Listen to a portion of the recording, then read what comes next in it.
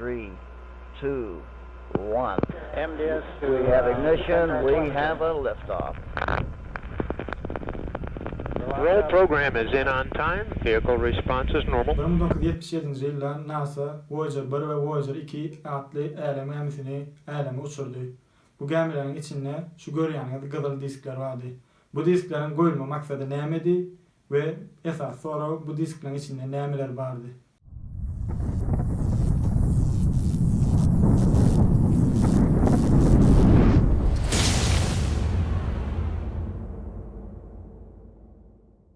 Voyager sözünü İngilizceden seyahatçi, gözlöçü deyip tercüme etse bolur. Voyager 1 ve Voyager 2'nin hem maksadı şullu. Gözlöğü ve barla geçirmekti ve onları geçirdiler hem. Cüyünüzdeki ya da şu an elinizdeki olan telefondan müessepes teknoloji bilen 4 tane gaz planetleri bolan Jupiter, Saturn, Uran ve Neptün'ün ägert informasiya ve suratlar uğrattılar.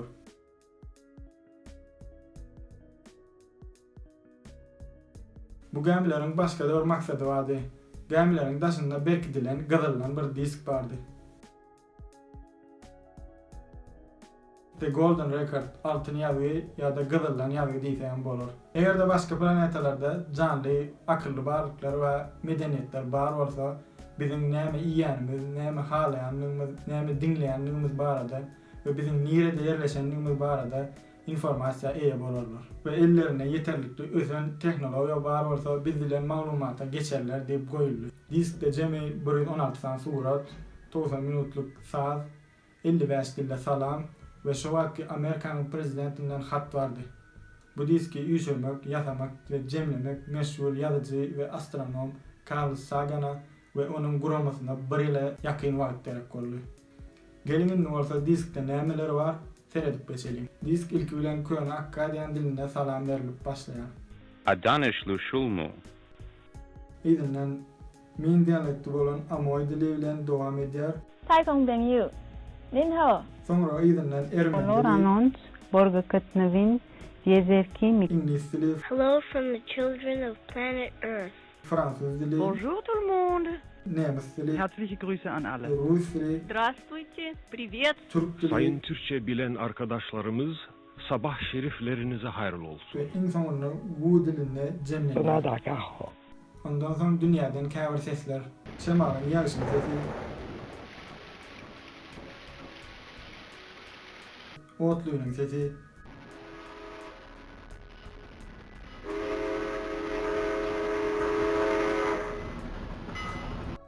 Morse kodunun sesi,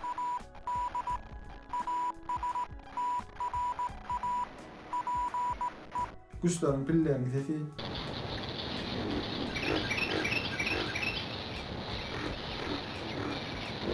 ve çağı ve onun ecetinin sesi.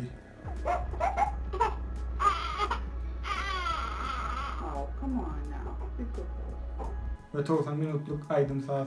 Başı Beethoven'in 5. sinfoniyası bilen başlayar.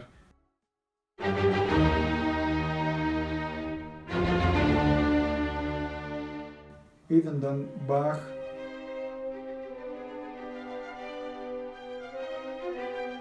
Mozart,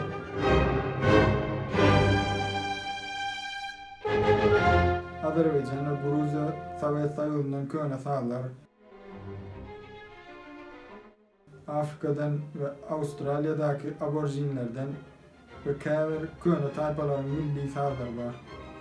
Bunların içinden Beethoven'in 5. sinfoniyasından galanı lisenziyalı olan için biz ulanıp bilmeyiz. Yönü dinlemek isteyenler için aşağıda linki bulur.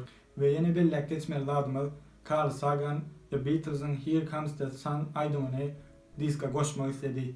Yönü grupların haklarını eline saklayan EMI kampanyası buna ruhsat vermedi. Ve şeydip onların en tanılayan ve meşhur aydım olan Here Comes the Sun aydımı diskte koyulmadı. Ve inni olsa en esası diskteki suratları seyredip geçelim.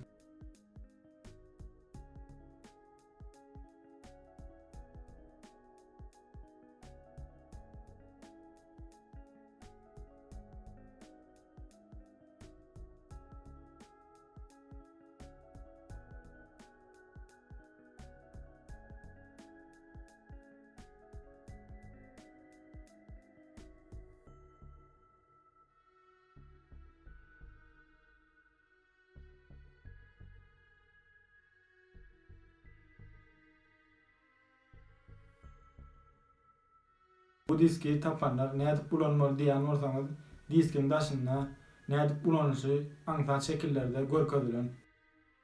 Ve geminin içinde bu diski ulanmak için yönetör aparat bar. Eýsem bu gemiler şu an nirede.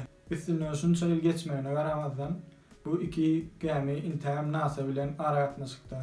Yönü şu yıl yani 2020 yılın sonuna aratnaşyk kesiler diýip kesitlenýär. 2012 ýylda Voyager 1 yıldızlar arasy kosmosa giren ilkinji gemi boldy. Voyager 1 dünýäniň ölçewlerini alanmazda ol demir ýalyk tarapa barýar. Voyager 2 bolsa gün orta tarapa barýar. Ýene 40 000 ýyldan olar iň ýakyn ýyldyza ýakynlaşarlar. Bundan başga da NASA'nın yıldızlar arasy kosmosa giren 3 tane gemisi var. Olardan ikisi Pioneer 10 ve Pioneer 11. Olaryň ikisi bilen NASA aratnaşygy ýetirdi. 1990 ýylda Voyager 1 6 milyard uzaklykdan şu görýänge suraty uratdy.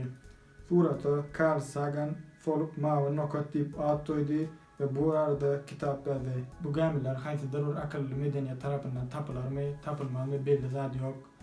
Ýöne bu gemiler bizim galaktikamyzda, bizim alemimizde bolarlar. Biz ýok bolup gidäýänlerimizde bolar adamçylygyň mirasy bolup galar. Belki milyonlap ýyl soň tapylar, belki bir asteroide diýip ýok bolup gider, belli zat ýok. Ýöne bu arada Carl Sagan şeýle diýär: "Näçe ming ýyl ýaşap, bir salam bermän gitmek edepsizlik bolardy." Bahar meýletinde çyksaň Tehrana, Türkmen fähratyryk